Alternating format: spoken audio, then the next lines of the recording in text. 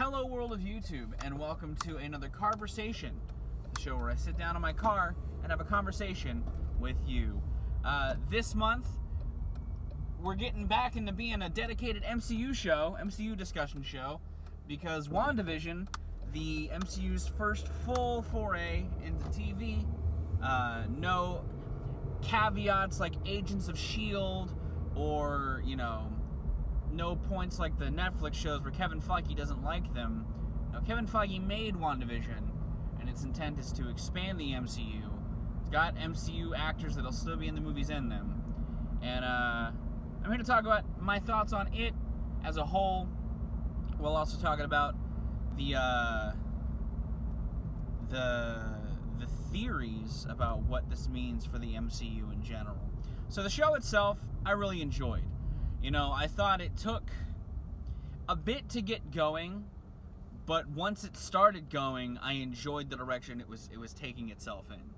I thought the acting was great in it. I love the chemistry between Paul Bettany and Elizabeth Olsen. I liked them as a whole. Their love really being fleshed out more than other romances in the MCU. I enjoyed, a lot. And I liked the dig at sitcoms. I liked, as a fan of sitcoms growing up, I thought that the show was great in that regard. I liked how tongue-in-cheek it got. I liked the spoof theme songs. I liked the fake ads. That fake ad for the 90s episode fucked me up. But also gave some great allusions to what might actually be going on before actually telling you.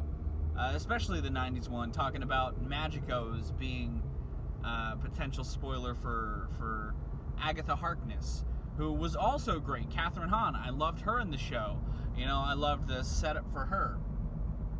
And I liked the evolving dynamic of the show. I liked how the kids, when they were introduced, they became more crucial to telling the story, like in the Malcolm in the Middle episode, which was easily my favorite episode of the show. I thought that was great. I loved the dynamic that was introduced in there. I liked Evan Peters when he was there, and I thought it was good in that regard. I even liked some of the stuff that went on outside of the sitcom stuff. I liked that they brought some of the side characters from the movies in, like Jimmy Woo from Ant-Man. I loved his character in Ant-Man and the Wasp, and I'm glad that he got to come back for an MCU joint. I know other people have issues with Darcy. She's not my favorite, side character in a Marvel movie, but I liked her in this more than I did in the Thor movies. And I loved Monica Rambeau, and I loved how she continued to be more crucial to the plot or to the story. And I even love what potentially she is for the MCU, and all that sort of stuff. I liked a lot of the ensemble cast as a whole. Now, as far as things I don't like about this show, it more has to do with what these shows are supposed to represent through Kevin Feige's eyes. A lot of the bait and switches the show does, and sort of plays with the audience in ways that I don't think are right. And yeah, that's it. A lot of my issues with the show are more in a meta sense, because Kevin Feige has said that these shows aren't gonna create world-changing events to the MCU, even though Secret Invasion is going to be one of the shows. But that's a whole story about Secret Invasion for another day. This show in particular does a lot to affect the MCU by just having a few components in it that the show tries to ride away or at least in one instance rides away in a stupid joke to make sure it doesn't tie into the MCU as a whole or change the MCU in the grand scheme of things. That's Evan Peters. Everyone that I've heard talk about the show has taken issues with the fact that they didn't actually make Evan Peters Quicksilver in this. They made him some dick joke. That's stupid. But also, why Scarlet Witch or why Wanda is going to end up in Multiverse of Madness has everything to do with this show. I'm sure Agatha Harkness is going to be a part of Multiverse of Madness, which is a big component of this show. And I feel like Monica Rambeau herself, if you really look at it, is possibly the MCU's first mutant, maybe? maybe, as far as, like, I don't know, her gaining these abilities through this DNA-altering event, that could be a wrong way of looking at it, but I don't know. I feel like that whole aspect of the conversation is my biggest issue with the show, and because they want to have that be the case, it makes the finale of this so underwhelming. I don't like the finale, for the most part, of this show. You know, I liked the build-up. Like I said, everything, you know, prior to this. I love the build-up. I love the acting in it. I love a lot of the drama, a lot of the mystery that's here. But the payoffs just wholly aren't as worth it. You know, I like that the final fights between both the main characters, I actually like those a lot. I like how Wanda solves her fight, and I love the Vision conversation. I really like the Vision conversation. I thought that was awesome.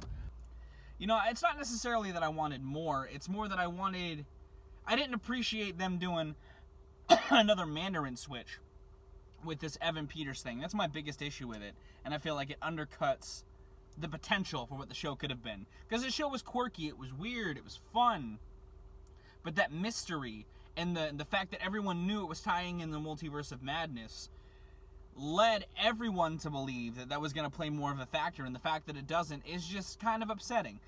Also, I feel like because it's a gigantic scale event, even though Wanda Maximoff is involved, the magic that's here is clearly referencing stuff that pops up as Easter eggs in Doctor Strange, so to not have him show up was also incredibly underwhelming, IMO. You know, I felt like the show could have done with a big tie-in I felt like a big tie-in like that would have made sense. You know, even if the movies don't want to, even if the Kevin Feige doesn't want the shows to tie in or make world-changing, you know, things happen to where the movies don't make sense, you've said that this show was going to tie into Doctor Strange, so it only made sense for Doctor Strange to come into this.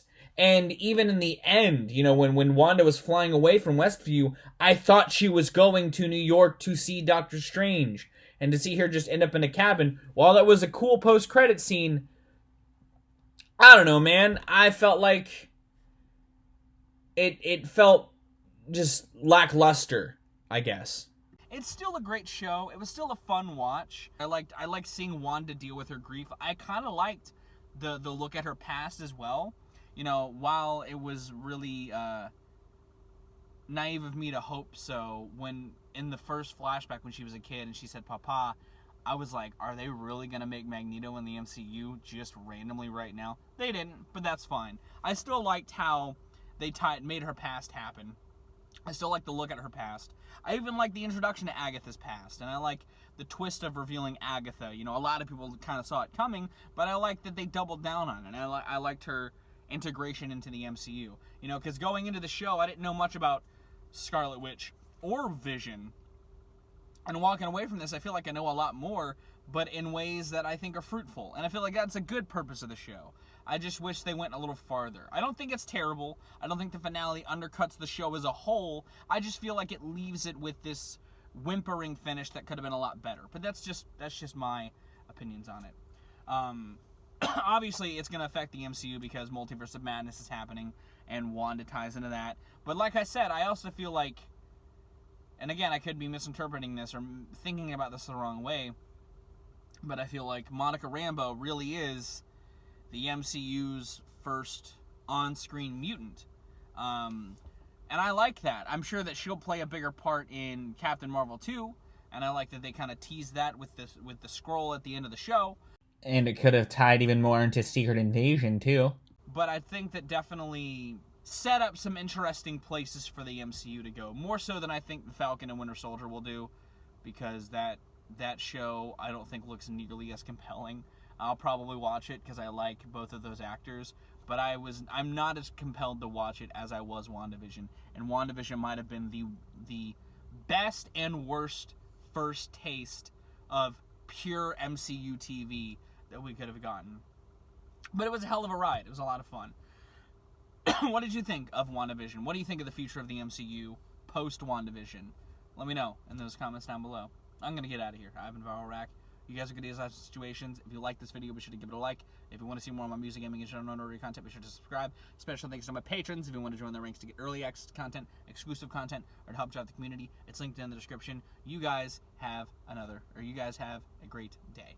I'll see you another day. That's what I gotta say. I fucked up my outro. Bye.